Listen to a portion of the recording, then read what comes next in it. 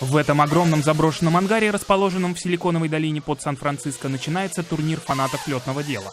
Однако управляют аппаратами со свистом, проносящимися над головами судей и болельщиков, обычные люди, без летных лицензий и сотен часов, проведенных в воздухе за штурвалом.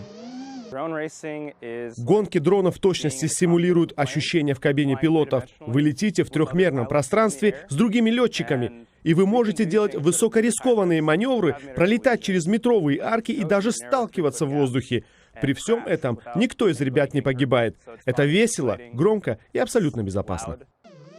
Пилоты при помощи пульта управляют геликоптерами, как правило, собственного дизайна, на скоростях до 100 км в час. Перед гонкой участники соревнований надевают специальные очки, позволяющие им наблюдать за полетом из самого дрона.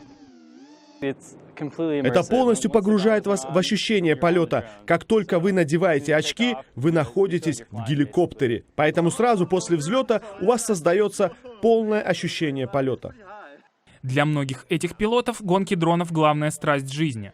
Они тратят десятки часов и все свои финансовые накопления на усовершенствование этих аппаратов. Некоторые говорят, что инвестировали в свои механические детища более 10 тысяч долларов.